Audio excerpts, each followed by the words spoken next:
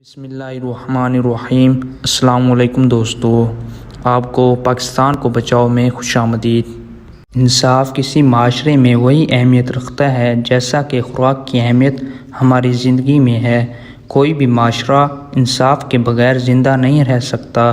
عدل و انصاف کا نظام ابتدائی کائنات سے اس دنیا میں رائج رہا ہے، اگرچہ اس کی شکل و صورت میں وقت کے ساتھ ساتھ تبدیلی آتی رہی ہے۔ پاکستان نے عدل و انصاف کی فراہمی اور اس کے قیام میں عدل کے لیے عدالتی نظام قائم کیا ہے۔ پاکستان میں عدالتی نظام حکومت کی سربراہی میں تمام ملک اور اس کے زیر انتظام علاقوں میں رائج ہے، مگر اس کے ساتھ ساتھ ہمارے ملک کے قبائل میں ان کے علاوہ قبائلی عدل و انصاف کی فراہمی کے لیے جرگے کا نظام بھی قائم ہے۔ اس کے علاوہ وہ ہمارے معاشرے میں پنچایت کا نظام بھی عدل و انصاف کی فراہمی کا ایک ذریعہ ہے۔ مگر آج کی اس ویڈیو میں ہم پاکستان کے سرکاری عدل و انصاف کی فراہمی والے ادارے یعنی عدالتی نظام کو زیر بحث لائیں گے۔ پاکستان میں عدالتی نظام قیام پاکستان سے ہی اس ملک میں رائج ہے۔ یہ نظام اس خطے میں انگریز سامراج کی آمد سے ہی علاقائی سطح پر متعارف کروایا گیا تھا، جو کہ بعد ازاں ہندوستان پر قبضہ کرنے کے بعد پورے ملک میں رائج ہو گیا۔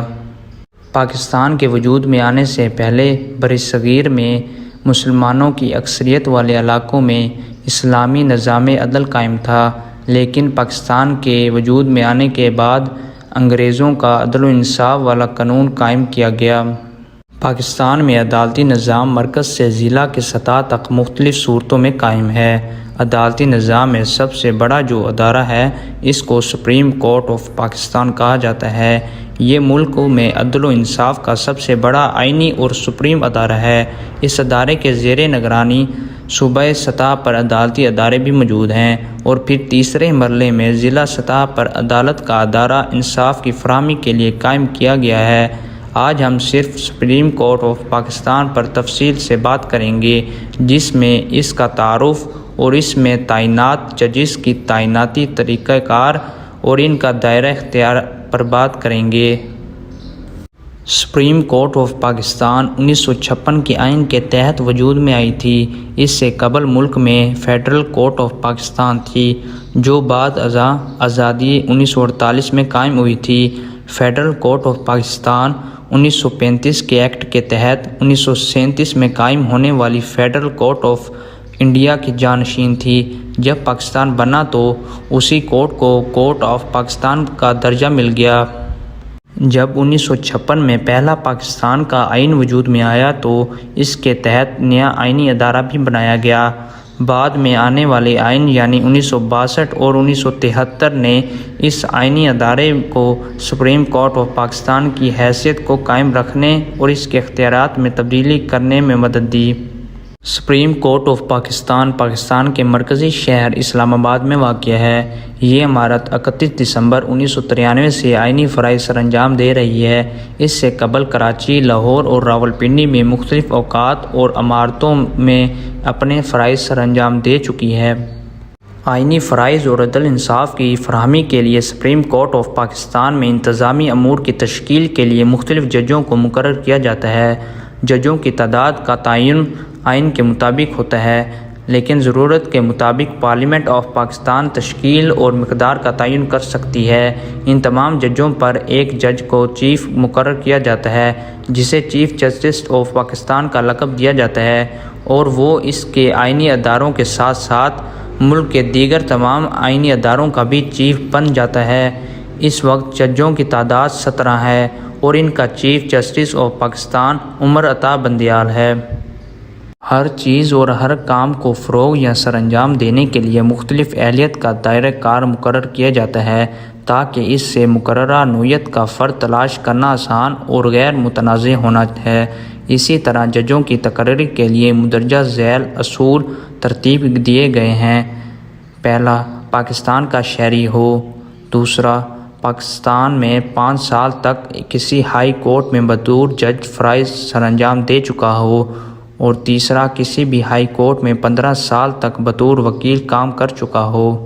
اس اہلیت کا بندہ سپریم کورٹ آف پاکستان کا جج بن سکتا ہے۔ اس کی تقرری کا عمل پارلیمانی کمیٹی اور جوڈیشل کونسل کے مشورے سے صدر پاکستان کرتا ہے۔ سپریم کورٹ کے معزز ججوں کے کام کرنے کی حد عمر 65 سال مقرر ہے۔ یہ حد 1973 کے آئین کے مطابق ہے۔ زندگی کی ضروریات کو مکمل کرنے کے لیے ہر بندے کو زر یعنی مال کی ضرورت ہوتی ہے۔ اس مقصد کے پیش نظر اور ججوں کے انصاف کے معاملے میں بیرونی دباؤ اور لالچ سے دور رکھنے کے لیے بہت سی مراعات حکومت کی طرف سے دی جاتی ہیں۔ ان میں تنخواہ اور بعد از پنشن، رہائش اور آمد و رفت کے لیے ایک معقول رقم دی جاتی ہے۔ ان تمام مراحل کے بعد ایک جج اپنے آئینی فرائض سر انجام دیتا ہے۔ اس کام میں دائرہ اختیار کا تعین بہت اہمیت کا حامل ہے۔ ایک جج کے پاس مندرجہ ذیل اختیارات ہوتے ہیں۔ مرکزی حکومت اور صوبائی حکومت کے درمیان کوئی اختلافات ہو جائیں تو ابتدائی طور پر سپریم کورٹ کا جج ان کی بات سن سکتا ہے۔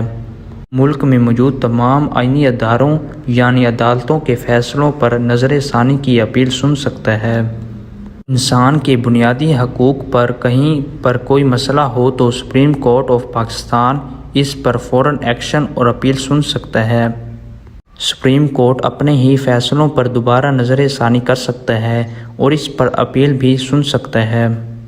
سپریم کورٹ آف پاکستان آئین کا محافظ ہے، لہٰذا اس پر عمل درآمد اور اس پر بوقت ضرورت آئین کی تشریح بھی دے سکتا ہے۔ اس کے علاوہ سپریم کورٹ آف پاکستان کسی بھی فرد کو عدالت میں طلب کر سکتا ہے، کسی کے ضروری کاغذات بھی دیکھ سکتا ہے۔ سپریم کورٹ ملک میں امن و امان اور آئینی ضرورت کے پیش نظر سو موٹو ایکشن یعنی از خود نوٹس لے سکتا ہے۔ یہ اس کا آئینی حق ہے۔ ان تمام اختیارات اور مراعات کے بعد نظام انصاف کو تنازعات سے پاک رکھنے کے پیش نظر کچھ معاملات میں معزز ججوں پر آئینی پابندیاں بھی لگائی جاتی ہیں۔ ان میں سے چند ایک درجہ ذیل ہیں۔ کوئی بھی جج دوران ملازمت کسی اور منافع بخش عہدے پر فائز نہیں ہو سکتا۔ بعد از ریٹائرمنٹ وہ کسی بھی سرکاری عہدے پر فائز نہیں ہو سکتا، مگر آئینی ذمہ داریوں کے پیش نظر وہ الیکشن کمیشن کا چیف بن سکتا ہے۔ دوستو ویڈیو اچھی لگی تو لائک کریں۔ ایسی مزید ویڈیوز دیکھنے کے لیے ہمارے چینل پاکستان کو بچاؤ کو سبسکرائب کر لیں۔ اللہ حافظ۔